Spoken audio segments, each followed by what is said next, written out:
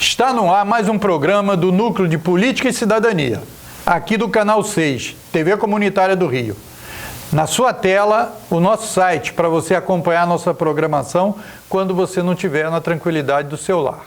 www.tvcomunitariatudojunto.rio. O telefone e o e-mail para você interagir com a gente. Hoje nós convidamos aqui o professor Lincoln Pena para falar sobre uma organização que vem debatendo a situação do país. Primeiro, obrigado, professor, pela sua presença aqui na TV Comunitária. Como é que você explicaria o objetivo do Instituto Brasileiro de Estudos Políticos? O nome diz Estudos Políticos, mas qual o mote aí dessa criação? Bom, essa oportunidade é importante porque o Instituto Brasileiro de Estudos Políticos, o IBEP, ele foi concebido em 2012 e só agora, no ano de 2018, nós estamos implementando um conjunto de atividades marcadamente ligadas a reflexões em torno da política nacional brasileira, da política continental, da América Latina especialmente, e também das relações internacionais. É um instituto que tem como objetivo resgatar, ou pelo menos recuperar, os grandes temas que embalaram várias gerações na direção de uma perspectiva desenvolvimentista que pudesse realmente incorporar os setores alijados das vantagens do crescimento econômico, porque historicamente nós tivemos alguns surtos de crescimento, mas não houve realmente um desenvolvimento no sentido de se partilhar os resultados desse crescimento para boa parte da sociedade. Nós vivemos ainda num país profundamente desigual, né? E é natural que, diante dessa realidade, nós temos como finalidade, como objetivo, procurar debater os temas que são, ao mesmo tempo, históricos, que não foram ainda resolvidos e que apontam para desafios para as nossas próximas gerações. Então, esse ano nós estamos concentrando esses seminários que nós estamos chamando de Pensar Brasil, quer dizer, tentar realmente conhecer um pouco mais essa realidade multifacetada da sociedade brasileira, tanto as relações econômicas, políticas, culturais, o regionalismo, a questão da defesa da soberania nacional, dos recursos e riquezas de solo e subsolo. Então, são temas variados, nós já fizemos alguns desses seminários. Agora, Lincoln, antes de você adentrar mais profundamente aos temas que eu vou aqui te colocar, eu queria que você fizesse uma reflexão seguinte: pensar Brasil. Você acha que se pensa pouco o Brasil do ponto de vista do longo prazo? Eu acho. Eu acho que a gente tem uma tradição, inclusive, de reflexão, mas muito restrita, muito ligada a algumas iniciativas isoladas, né, que chegaram a prosperar durante algum tempo, mas, ultimamente, tendo em vista essa massa enorme de informações e todo esse conjunto de desafios que o século XXI está nos impondo e apresentando, é pouco o que se debate, tanto na mídia, nos meios de comunicação, como na imprensa formal, de modo geral. A própria universidade também debate pouco. Você acha que a universidade produz pouco debate? Não produz pouco, ela tem produzido até razoavelmente bem. O problema é que o tripé da universidade, que é ensino, pesquisa e extensão, os dois primeiros andam bem.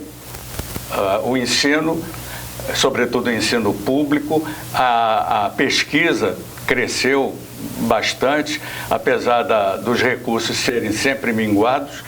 Mas a extensão, que é exatamente a relação com a comunidade, quer dizer, é a universidade se abrir para as comunidades, para a sociedade em geral, ainda está muito aquém das suas possibilidades.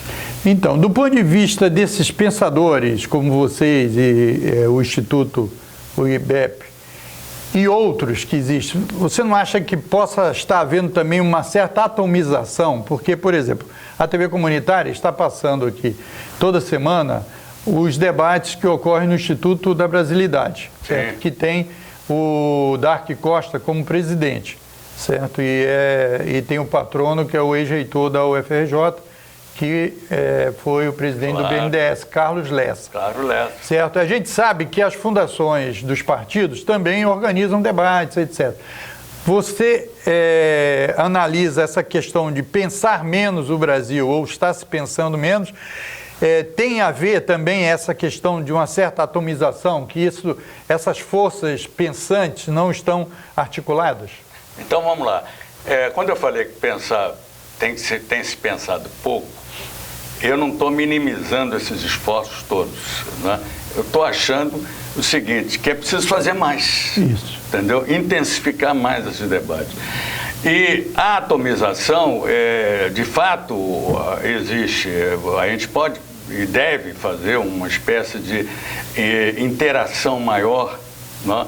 As redes sociais estão aí, ajudam um pouco, mas é preciso que presencialmente essas entidades possam se coligar para eventos mais massivos, né? Mais frequentes. Por exemplo, existem várias entidades associativas, várias ONGs, né? Vários institutos que têm programação própria. Eu já tinha sugerido certa vez a criação de uma federação desses movimentos associativos, para que pelo menos 2 vezes ao ano, no primeiro semestre e no segundo semestre, houvesse um encontro das pautas dessas entidades. Interessante. Né? Infelizmente, ainda não ecoou suficientemente essa proposta e não temos um retorno. Mas a gente deve... Fica aí a proposta, né? A proposta está no ar. A proposta, exatamente. Agora, Lincoln, vocês então estão vivenciando, fazendo um seminário sobre o grande tema que é Pensar Brasil. E eu soube que vocês já realizaram sobre saúde pública, sobre a questão internacional. Isso. E estão ocorrendo, aqui meio paralelo ao nosso debate aqui, está ocorrendo a sustentabilidade e o desenvolvimento, Isso. Inclusive com a participação do Stedley, que nós colocamos na nossa grade, aí uma chamada dele e tal, etc. Como é que você avalia esses debates? O que você já, antes da gente falar do próximo, né? Depois nós vamos falar do próximo e tal, que vai completar esse ciclo. Como é que foram esses debates?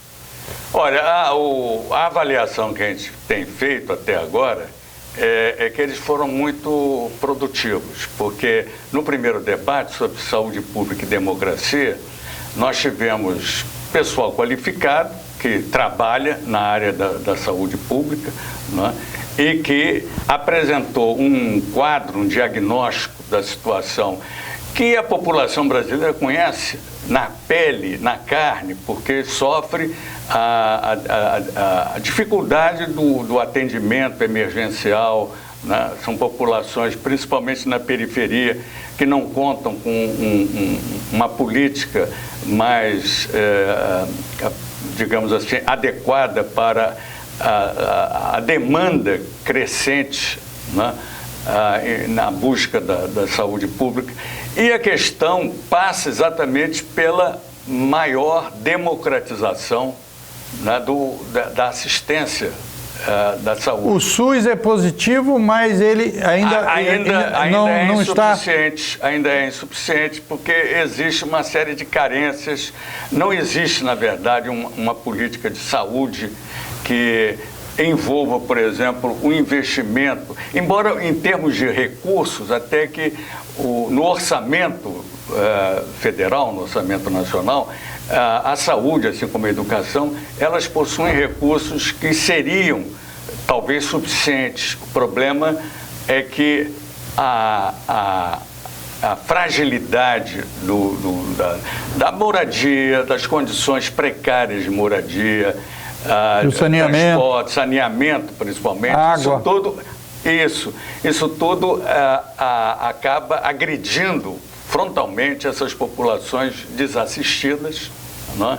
Elas têm como único recurso realmente o sistema de saúde público e que ainda não consegue atender plenamente ou satisfatoriamente essa demanda. Mas o Guedes agora, o ministro aí, o super-ministro do Bolsonaro, ainda quer acabar com as desvinculações todas, né? Então, cada governo é que vai definir qual é o montante que vai gastar. Ninguém vai ficar pressionado pela Constituição como é hoje. Exatamente. Se isso for aprovado, quer dizer, vai ter luta, claro. Mas a tendência aí é piorar esse quadro. Eu não tenho a menor dúvida. Isso pode acontecer o mesmo que ocorreu no Chile. O Chile era um país que tinha uma malha de assistencialista muito boa, talvez a mais avançada, e foi destruída durante a ditadura do Pinochet, né? Então aí as consequências, né? Toda a manifestação de descontentamento, de satisfação, de revolta, mais do que justa, né? De uma Constituição que, aliás, foi feita pela ditadura Pinochet e, surpreendentemente, a transição chilena, com toda a punição dos militares, etc., acabou mantendo essa Constituição, né, restritiva em vários aspectos. E agora eles vão ter que fazer um enfrentamento. Então, o Brasil pode caminhar para uma situação parecida, porque o contencioso que se criou nessa área, juntando aí com a repressão que os governos estaduais têm feito, especialmente aqui no Rio de Janeiro, né, tal a quantidade de execuções que têm sido feitas, sobretudo atingindo a faixa mais jovem da população, né? Praticamente todo dia nós temos óbitos. Né? Então isso tudo cria um caldeirão muito grande. Então essas questões estão muito associadas. A questão da saúde pública com a democracia. Democracia não só no sentido de ter acesso de qualitativo e quantitativo aos meios de saúde, mas também as condições prévias para garantir uma sobrevida de qualidade. Então, e o debate que vocês fizeram sobre a questão internacional? Ele focou o quê? Nessas questões da América do Sul? Focou nessa questão que se fala muito, a tecnologia e a democracia? Quais foram os assuntos tratados? Olha, um assunto que eu achei interessante ter sido observado foi que depois de vários períodos, várias conjunturas, digamos assim, que o mundo passou, desde a Primeira Guerra Mundial, né, quando da ascensão dos regimes autoritários, nazifascistas, depois com o fim da Segunda Guerra Mundial e a volta da democracia política em boa parte, se não em toda a Europa, né, que, por sua vez, foi concomitante com a Guerra Fria, que dominou as relações internacionais, né? Sobretudo em função de, nesse período, terem acontecido duas grandes revoluções que abalaram os alicerces do grande capital, que foi a Revolução Chinesa, em 49, e a cubana, aqui na América Latina, em 59. Né? Nesse contexto, nós tivemos o golpe de 64, né?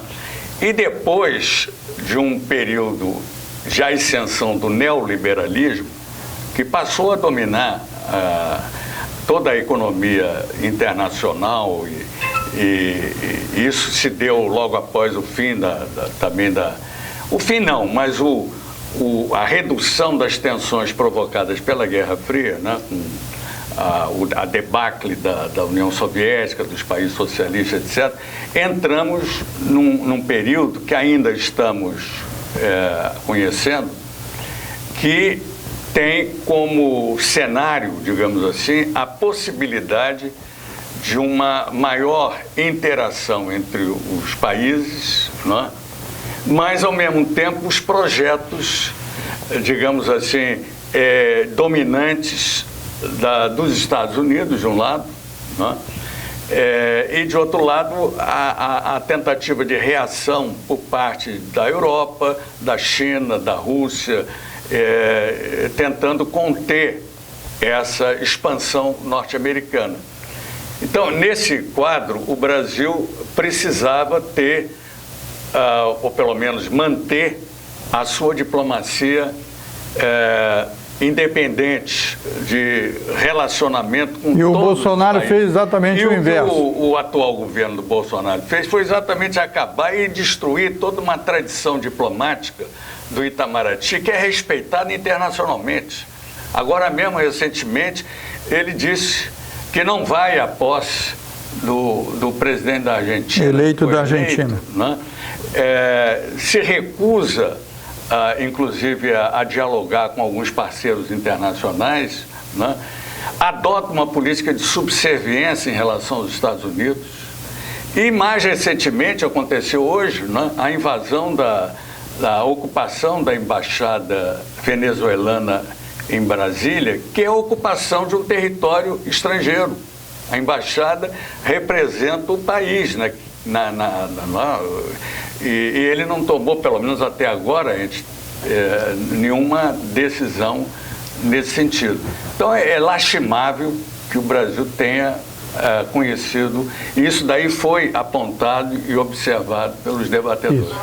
Agora, o debate do Stedley e de outras pessoas, conduzido pelo presidente do PSB, né, que está discutindo sustentabilidade e desenvolvimento, eles vão tratar, você dá uma palhinha aí para a gente poder ir para o último debate.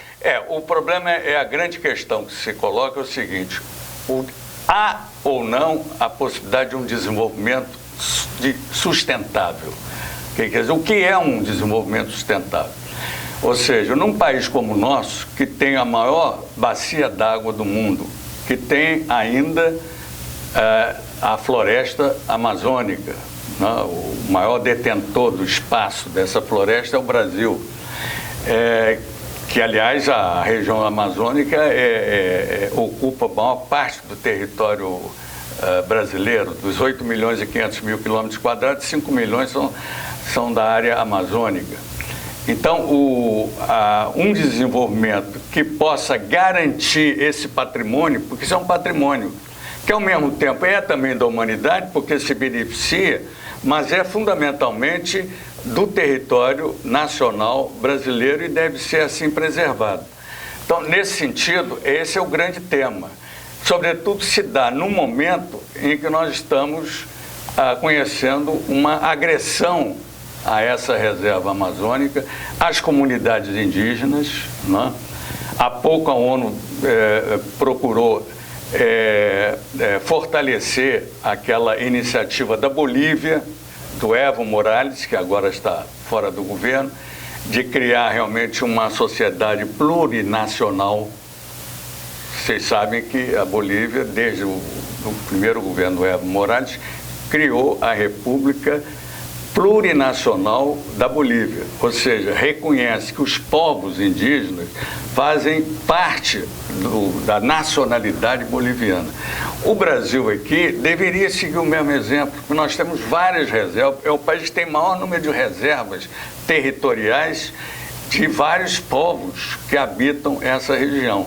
E, no entanto, há uma forte resistência à manutenção dessas reservas, e o atual governo é o primeiro, inclusive, a tentar destruir toda essa tradição que foi durante muito tempo conquistada. E esse debate, então, é para fixar de que é possível fazer um desenvolvimento sustentável. Exatamente, exatamente. Agora, o último debate, que vai ser dia 25 de novembro, é sobre a crise dos partidos. Qual é o desafio, então, dessa questão partidária, tendo por base essa análise de que há uma crise dos partidos? Em primeiro lugar, a própria modificação do mundo do trabalho. Hoje, você tem uma sociedade em que o peso, por exemplo, do setor industrial, né, das indústrias, não é o mesmo da época que veio da Revolução Industrial, passando pelo século XIX, XX, etc. Houve realmente uma atomização do mundo do trabalho. Você hoje não pode falar que a classe operária é a principal protagonista das relações entre capital e trabalho. Você tem uma massa de assalariamento, inclusive aquelas profissões tradicionais, como médico, advogado, que eram então os chamados profissionais liberais, né? Hoje em dia, quase todos estão envolvidos no assalariamento, são todos assalariados, né? Trabalham para empresas, clínicas, firmas, escritórios, etc. Então, nós temos uma realidade nova, né? E é claro que isso afeta, sobretudo, os partidos políticos ideológicos ligados a essa massa de trabalhadores, né? Os partidos tipo Partido Socialista, Trabalhista, Comunista. A esquerda, fundamentalmente, é a que enfrenta com maior peso, é claro, esse desafio, porque são partidos que procuram interpretar os interesses do assalariamento das pessoas que vivem da venda da sua força de trabalho. Então, tá aí, Pensar Brasil é uma atividade que está fazendo a retomada do trabalho. Agora, como é que você indicaria? Se alguém que está assistindo aí gostou do seu debate, gostou do Instituto, ela pode ter participação? Como é que ela faz para encontrar o Instituto? Olha, o Instituto ele tem já uma página nas redes sociais, é só você clicar lá, IBEP, vai ter lá todas as informações. IBEP, I-B-E-P. São as siglas do Instituto Brasileiro de Estudos Políticos. E lá você encontra todas as informações.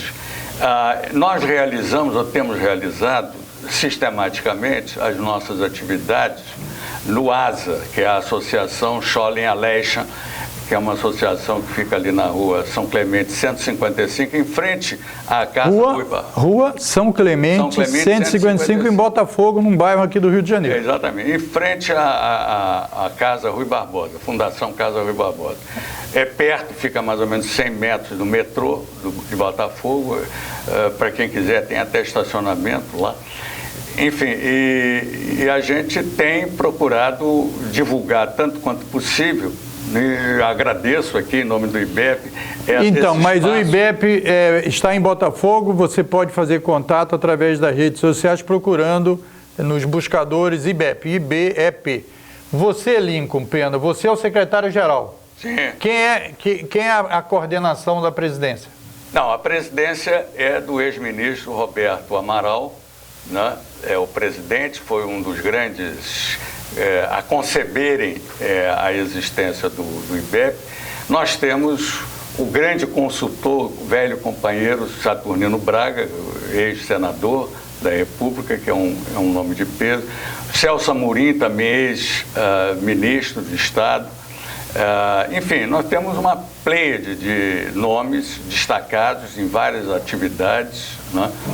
E que tem nos ajudado a levar adiante essa mensagem, ao mesmo tempo esse exercício de reflexão sobre a realidade brasileira. Então eu estou aqui falando com o Lincoln, ele vai ver se a gente consegue, se houve gravação desses primeiros debates. Houve gravação. E nós estamos articulando para também passar aqui na grade de programação da TV comunitária, saúde, desenvolvimento, sustentabilidade e a questão internacional.